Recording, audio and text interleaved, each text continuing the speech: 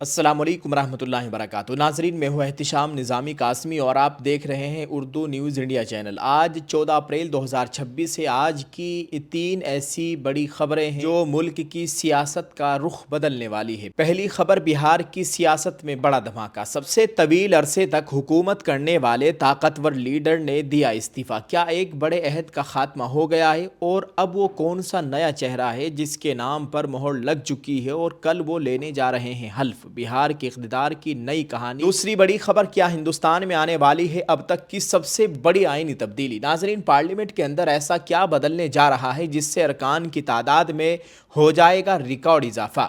حکومت کا وہ خفیہ پلان کیا ہے جس نے شمالی اور جنوبی ریاستوں کے درمیان ایک نئی بحث چھیڑ دی ہے؟ کیا ملک کو ملنے والا ہے نیا سیاسی ڈھانچہ؟ تیسری خبر ہے، انڈمان کی سرزمین پر مولانا محمود مدنی کا بڑا پیغام۔ کالا پانی کے اس مجاہد آزادی کی داستان جسے تاریخ نے وہ مقام نہ دیا جس کا وہ حقدار تھا، آخر کیا ہے جمعیت علماء ہند کا نیا مطالبہ؟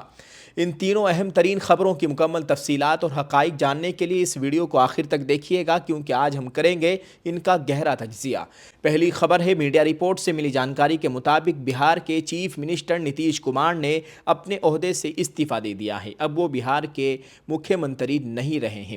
انہوں نے گورنر کو استعفے کا مکتوب پیش کیا۔ استعفے سے قبل نتیش کمار نے کابینہ کا آخری اجلاس بھی منعقد کیا، یعنی کیبنٹ کی آخری میٹنگ کی، جس میں انہوں نے چیف منسٹر کی زیر قیادت موجودہ کابینہ کو تحلیل کرنے کی سفارش گورنر سے کی۔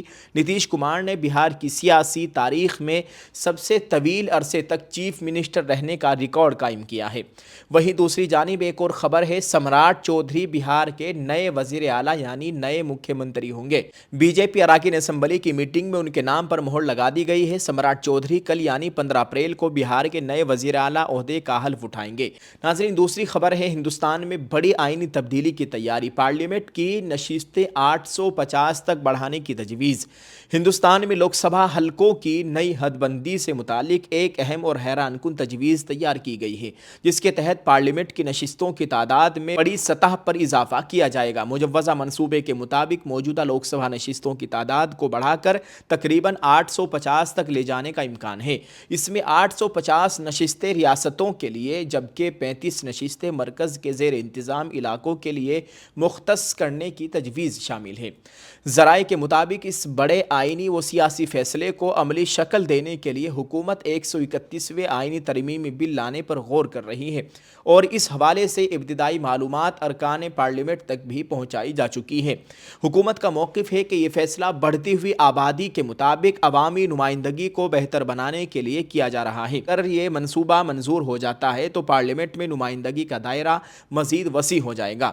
تاہم اس ممکنہ تبدیلی پر سیاسی حلقوں میں بحث بھی شروع ہو گئی ہے۔ خاص طور پر یہ سوال کیا جا رہا ہے کہ شمالی اور جنوبی ریاستوں پر اس کے کیا اثرات مرتب ہوں گے۔ دوسری جانب نئے پارلیمنٹ ہاؤس میں ارکان کی بڑھتی ہوئی تعداد کے مطابق نشستوں کی پہلے ہی منصوبہ بندی مکمل کی جا چکی ہے۔ امکان ظاہر کیا جا رہا ہے کہ آنے والے دنوں میں یہ بل پارلیمنٹ میں پیش کیا جا سکتا ہے، جو ہندوستان کی سیاسی تاریخ میں ایک بڑے آئینی اصلاحاتی قدم کے طور پر دیکھا جا رہا ہے۔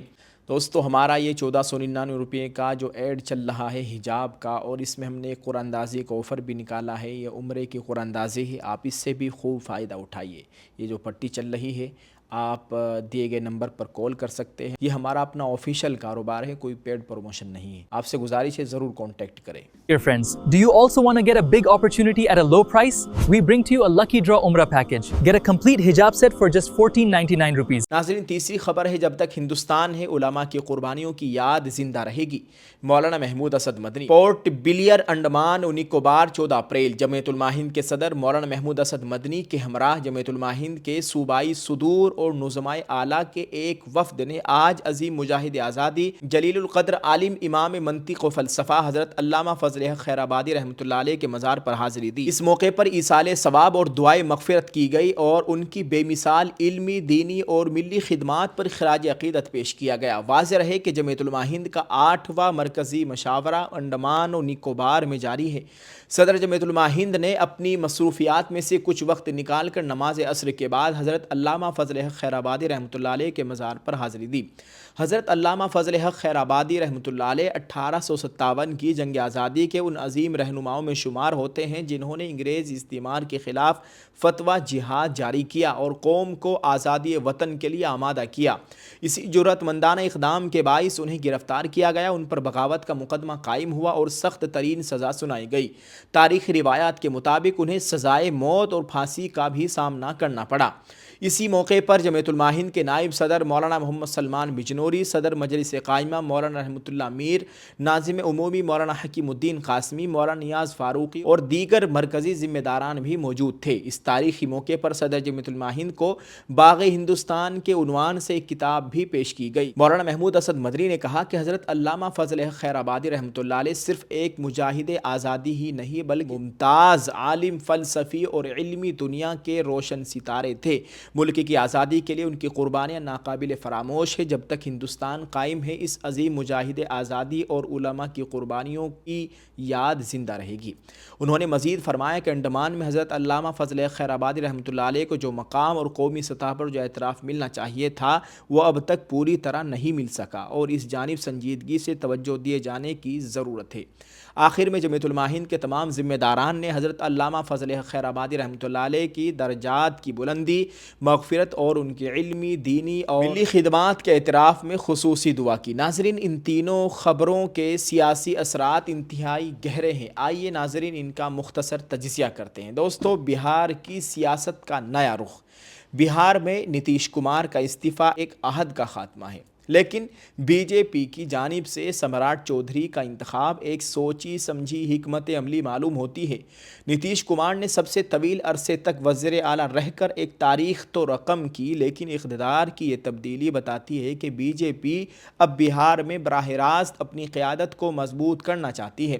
سمراٹ چودھری کا وزیر اعلیٰ بننا ریاست میں نئے سیاسی اتحاد اور طاقت کے توازن کو مکمل طور پر بدل سکتا ہے۔ پارلیمانی نشستوں میں اضافہ اور چیلنج۔ دوسری جانب لوک سبھا کی نشستوں کو 850 تک بڑھانے کی تجویز محض انتظامی نہیں بلکہ ایک بہت بڑی سیاسی بساط ہے۔ اگرچہ حکومت کا موقف آبادی کے تناسب سے نمائندگی ہے، لیکن اس کے دور رس نتائج ہوں گے۔ سب سے بڑا سوال یہ ہے کہ کیا اس سے شمالی ریاستوں کا اثر و رسوخ بڑھ جائے گا اور جنوبی ریاستیں اپنی سیاسی اہمیت کھو دیں گی۔ 131ویں ترمیم لانا حکومت کے لیے ایک بڑا ٹیسٹ ہوگا، کیونکہ اس پر اپوزیشن کے تحفظات کو دور کرنا اور وفاقی ڈھانچے کو برقرار رکھنا ایک بڑا چیلنج ہے۔ مختصر یہ کہ جہاں بہار میں اقتدار کی منتقلی ہو رہی ہے، وہیں مرکز میں پورے ملک کا سیاسی ڈھانچہ بدلنے کی تیاری کی جا رہی ہے۔ آنے والے دن ہندوستانی سیاست کے لیے انتہائی فیصلہ کن ثابت ہوں گے۔ ناظرین، جمعیت علماء ہند کا انڈمان میں اجتماع اور علامہ فضل حق خیر آبادی رحمۃ اللہ علیہ کی مزار پر حاضری دراصل تاریخ کی تصحیح کی ایک مہم ہے۔ مولانا محمود مدنی کا یہ بیان کہ علماء کی قربانیوں کو وہ قومی اعتراف نہیں ملا جو ملنا چاہیے تھا، یہ ظاہر کرتا ہے کہ مسلم قیادت جنگ آزادی کے حقیقی ہیروز کا حق مانگ رہی ہے۔ یہ دورہ نئی نسل کو یہ بتانے کی کوشش ہے کہ ہندوستان کی آزادی کی بنیادوں میں علماء کا خون کتنا گہرا شامل ہے۔ ناظرین، آپ نے مکمل اس ویڈیو کو دیکھا ہے، تفصیل سے تینوں خبروں کو جانا ہے، سنا ہے۔ آپ ان تینوں خبروں کے تعلق سے ناظرین کیا کہنا چاہیں گے؟ ویڈیو کے کمنٹ میں اپنی رائے ضرور پیش کریں، اس ویڈیو کو شیئر کرتے جائیں۔ جزاک اللہ۔